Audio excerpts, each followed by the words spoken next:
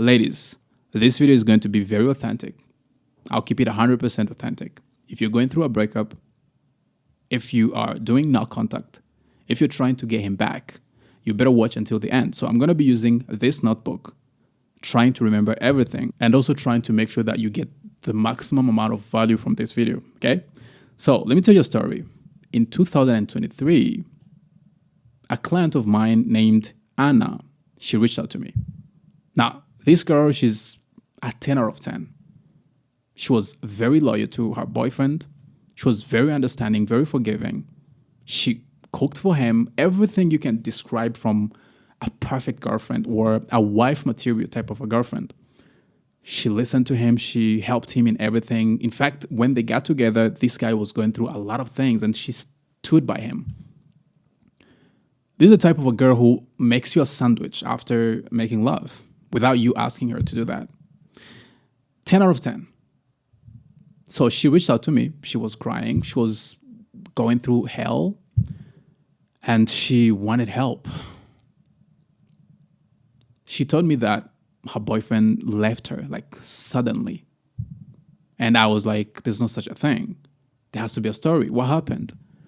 And she told me, I don't know. He just kept telling her that he was not feeling the relationship anymore. Like he doesn't feel like this is going anywhere. You see the excuses. And I asked her, did you do anything? Did you piss him off? Or like, were you talking to your ex? Or all this, I wanted to understand so that I can find a way to help her better. She said, no. All I did was like, fight through life with this man. Like I stood by him, like even when he had no job, like everything.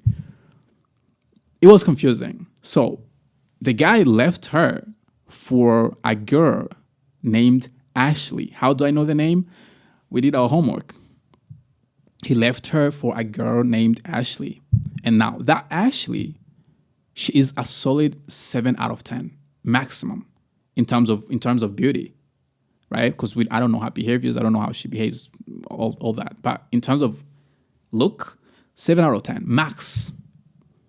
Anna she's a 10, perfect. The look, behaviors, everything. Now the question was, that's what Anna was asking me. She was like, Coach Fizz, tell me, how the hell does a man leave me everything that I did for him? I fought next to him. I had better guys in every aspect who wanted me, and I still stood by him. How the hell does he leave me and he goes to Ashley? That was a solid question. I was like, okay, Anna, I guess we need to sit down and figure out everything from scratch. So in this video, I'm going to tell you 3 things that I told Anna, which is actually behind everything that happened that went wrong in her relationship.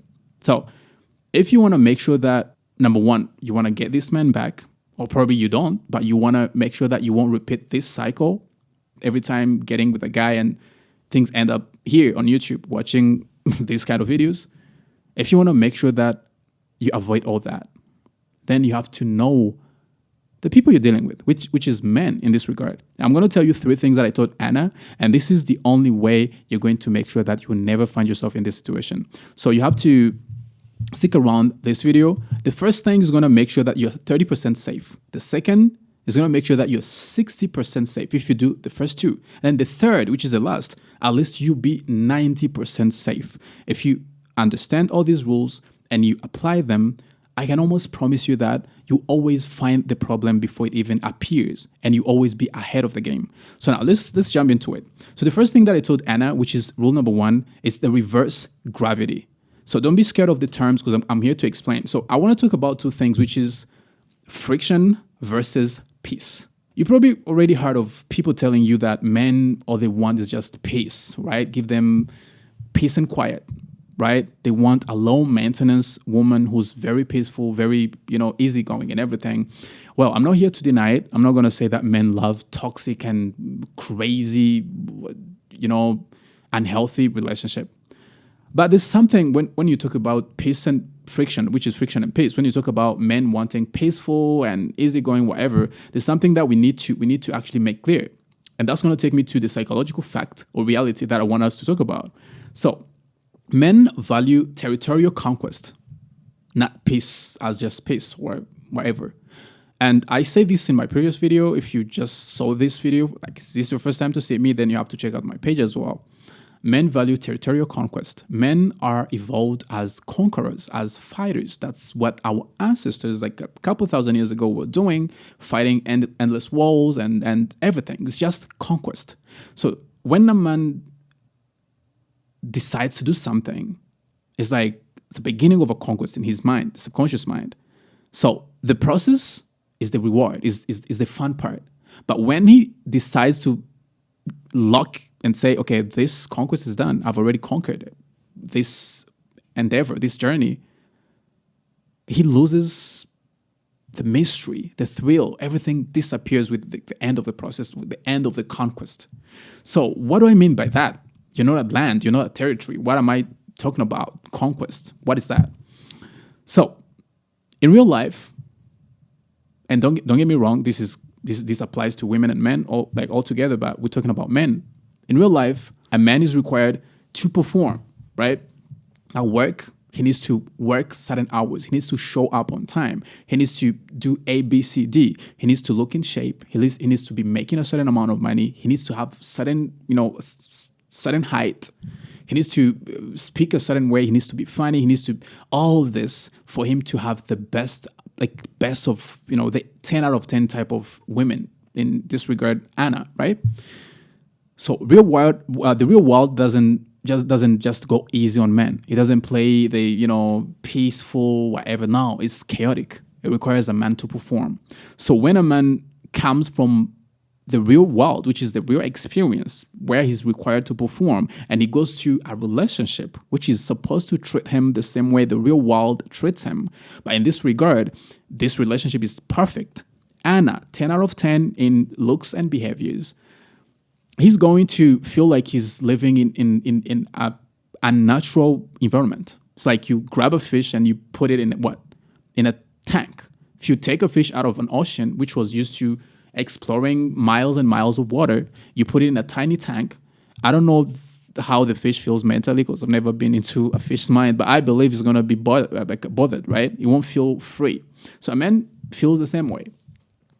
Not in a very direct way, but he's going to feel like something is like he's going to feel like he's not living in his natural habitat. And as a result, he's going to crave for something or someone who reminds him of his natural habitat, which is where he's required to perform. So in this regard, that's why he left Anna and he went for Ashley, right? So Anna gave him everything unreal in a good way. She was very understanding, very forgiving, very patient. Every time he does something, she's fine to just go beyond everything, to sit down, talk about everything, and just move on, right? She was what we men like to call the ride or die. She can take anything. She's there with you. She's going to fight along with you. And one thing she missed is that she gave too much peace, and that too much peace caused friction, which is what I was telling you, friction versus peace. And it made the boyfriend feel like this is unreal. It doesn't feel real. Like it made something, a piece of him inside, dormant, sleepy, right? And that's why when he met Ashley, like I said, I've never talked to Ashley, so I don't know exactly who Ashley is in terms of like her behaviors, but I believe she has to have something that Anna did not have. And in this regard, she made him perform, because from the stories that Anna told me is that he used to be talking to Ashley and they had fights over it. And from the conversations that Anna saw is that this guy used to be begging for Ashley's attention. And she was this type of a girl who's like, very hard to get. She's like very hard to get. So you can't easily just get her like that, right?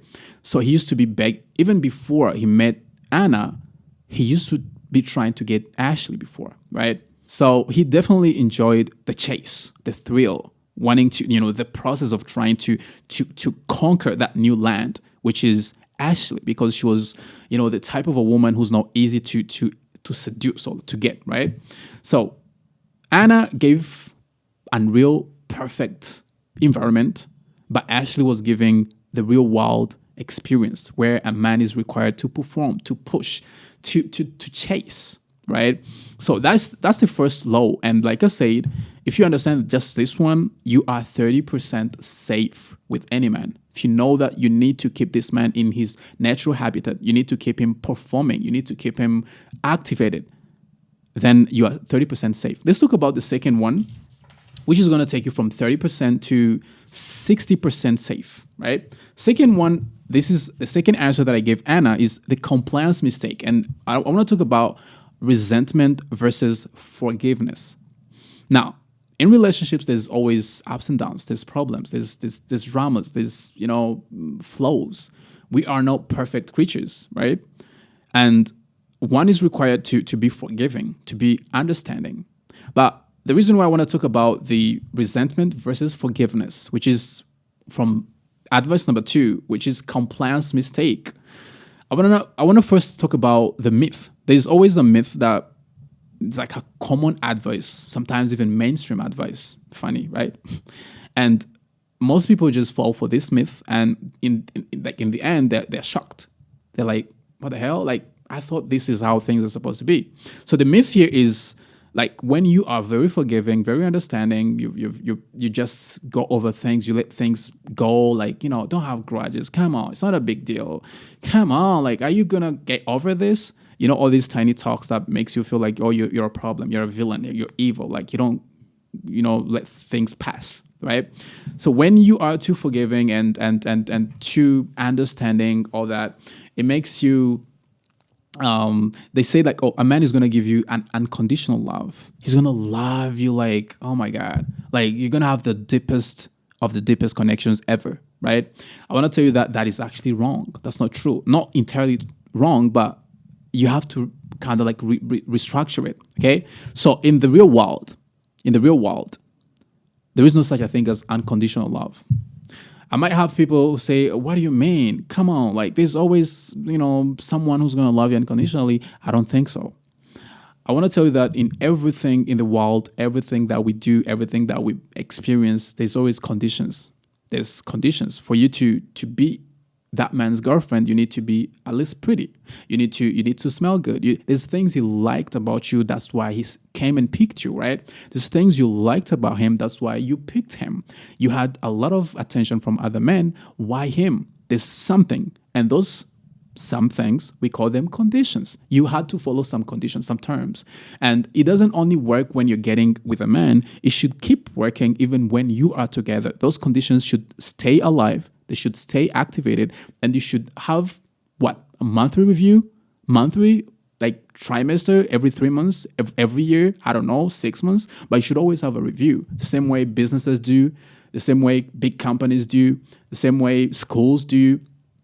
Every institution who has terms and conditions, they sit down every month or a quarter or maybe 6 months, and they sit down and evaluate what's the growth, what's the problems, how should we handle this, what's delaying us, what should we invest more time and more energy and more money into.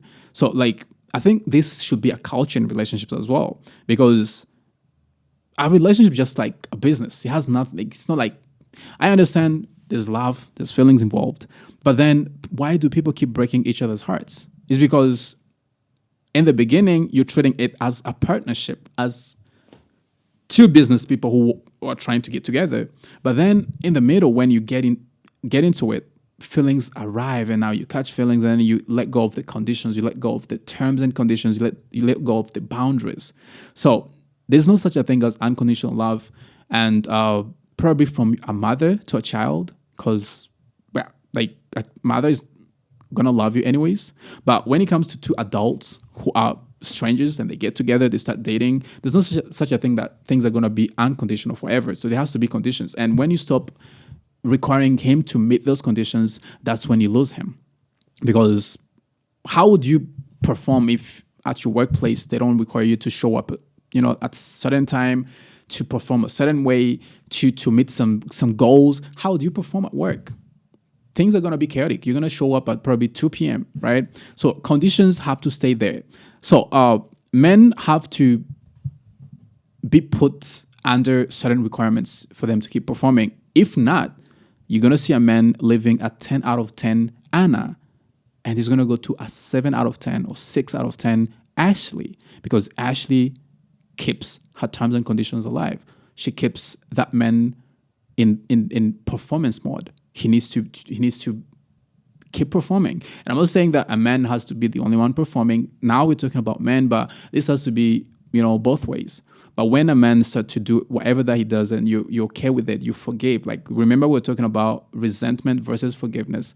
When you keep swallowing everything he throws at you, you don't remember what used to be your boundaries, right? You're like, yeah, in the beginning, oh, I want a man who does this and that, who doesn't do this and that. But when you're deep in a relationship, boundaries are gone.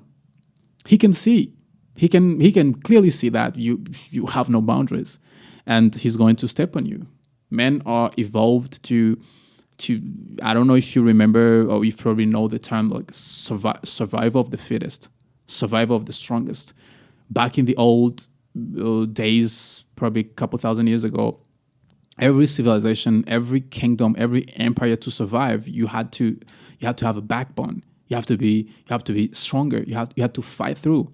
So men also, when they notice that you are a little bit shaky, you don't have a backbone, you don't have boundaries, you are weak, I think unknowingly, subconsciously, they're going to take that, for granted. They're going to use that against you, not in an evil, malicious way, but it's just that it's part of their evolution, right? Yeah. So that was number two, which is compliance mistake. And we were talking about resentment versus forgiveness. And I was trying to tell you that there's no such a thing as unconditional love. Everything in this world is conditional. You have to do certain things so that you can receive certain things, right? So the third one, which is this is going to take you from 60% safe to 90% safe. If you apply all these things that I'm telling you, I can always guarantee that the worst thing that's going to happen to you is probably waste some time, a month or two, to find that a man is not worth it and he's going to go and you're going to find someone who's worth it. So worst case scenario, you waste some time, you waste a month or two. But best case scenario, you will never be Anna. You never be the one who's being left behind after 2 years of investing in a relationship. So let's talk about the third one, which is going to take you from 60% to 90% safe in any relationship, okay? Third one is the accountability exchange. And here I want to compare a therapist versus a partner, or a mother versus a partner, all right? So if we keep using the example of Anna and Ashley, I want to talk about a myth on this point. So here, you've probably heard of people saying that, healing his traumas, healing his wounds, because we have to, whether you agree or not, like we go through a lot, as individuals, men and women, all of us. We life is not easy. Some of us have childhood traumas. We grew up through some tough situations from our families, or from our past relationships, or from society, people who treated us in a bad way, right? So when you meet a man and he has all these traumas, you find yourself as a woman. Women are very nice, they're very kind, they're very nurturing. So you're gonna be just like Anna. You're gonna activate your nurturing version, and you're gonna be just like his mother. So this is when you heal his traumas. Oh, it's okay, baby. I got you. No matter what, we locked in. Okay, this and that. Like, very sweet. Really, like I've been there myself as well. It's the best moment ever. But what happens after? You men start to take you for granted. Not from a conscious evil intention, but this is something subconscious. Why? Because you are going to just play a maternal role to them. You're playing a maternal role to them. You're not playing a sexy, attractive woman role to them. You become just like their mother. And by taking all their wounds, they tell you everything, this and that, and now they become very comfortable to be vulnerable in front of you. And believe me, a man is usually not naturally vulnerable to anyone. Because again, if you think about men evolution and how men think, or sometimes what they do without even thinking about it, which is embedded like deeply into, the evolution of a man. When you show vulnerability as a man, it kind of translates to weakness. Because again, back in the days, it was like survival of the fittest, survival of the strongest. If you show a sign of weakness, you're going to be eliminated, right? So that's why most men struggle to show weaknesses. Between us men, you won't even know when he has a problem. And he's going to say it in a very polished, masculine way, he won't be as vulnerable, right? And even the answers we give, they're not like as vulnerable, sweet. Like he's gonna be like, "Oh, you got this, bro." Yeah, he's like, "Yeah, yeah, for sure." You see, like it's always like there's a protective shell that is covering everything. So when a man comes and he pours himself into you, he tells you everything that troubled him when he was a child, all the traumas, all the fears, all the unhealed wounds, and you're there taking everything in. I'm not saying you should push him away, but sometimes you activate your nurturing, your mothery, your maternal version to him, to the point that it's very harder for you to come from that version back to a desirable, sexy partner that he has to look and be attracted to. So he gets to a point where he just sees you as an emotional mattress, somewhere he goes when everything is falling apart and he just want to rest. But he's gonna be running to catch some Ashleys. He's gonna be running to catch some 6 and some 5 out of 10 when he's living a 10 out of 10 at his house, because you are just a mattress, soft, accommodating, nurturing, but you don't require him to grow. You don't wake up that animal inside of him to go and perform, to cut the crap and go and actually fight through. So he just associates you with his lowest vulnerable moments, because you are like a therapist. You're like his mother. He loves you, but then he won't be attracted to you as much as in terms of like partner.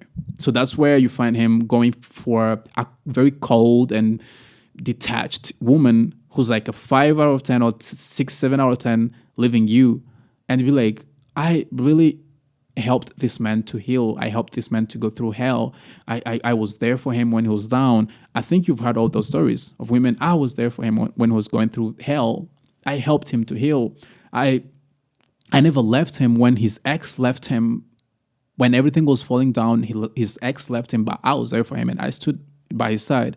And funny enough, you're going to find him actually going back to that ex who left him, that ex who ran away. Now, sometimes it's a problem also of like lack of self-esteem, lack of looking for approval and everything. But in most cases, men unknowingly just find themselves following things and people and areas that require them to perform. Then this is the nature of men, actual men. Let's not talk about I don't know, those men who just probably are a little bit more feminine. I'm talking about masculine men. They require people who keep them accountable. They might not be what they're asking you to do, but subconsciously they're going to respect it and they're going to always fall back to that person because you remind them of who they are truly, right? So these are 3 things that I told Anna. We worked together for a few months for her to heal and understand and everything. She was very convinced that she did not want to get back with him. So we just focused on her healing. And eventually, I would say she became smarter. She was already a 10 out of 10, beautiful, everything, but she became smarter. So if you apply everything that I said in this video, I can assure you that at least 90% you are safe with men. But you need to stand by this. Remember that nothing is unconditional. Nothing is just given for free. Everything is worked for. So if you keep a man activated, if you require him to perform, to show up, not just in the first 6 months or the first 7 months, but throughout the entire time when he's alive, as long as he's still alive, he needs to be putting in that effort all the time. And he needs to be meeting those terms and conditions, those requirements. Vice versa, by the way, okay? So if you do that, I feel like you're going to be on the safe side. Now, for those who are doing no contact, you're going through a breakup and you still somehow want this man back, but you don't know how to do it, I am going to help you. Have a program. I've been helping a lot of ladies. We have so many success stories. If you check the link below this video, in the description, there's a link. If you click on that link, you're going to see a lot of testimonials, at least the ones that I could fit on the website. Go and see them and come work with me. I'm going to help you. It's not 100% guaranteed. Nothing is ever 100% guaranteed, right? But there's a higher chance that we can attract him back at least within 60 days. And worst case scenario, you don't get him back, but you're going to be healed and you won't be facing these traumas or taking the same traumas to the next man. So check the link below. I'll see you inside. And for those who just found me for the first time, a like doesn't cost a thing. You can just go ahead and give it a like this video if you loved it. And you can subscribe because I drop very insightful videos at least 2 times every week. I'll see you next time.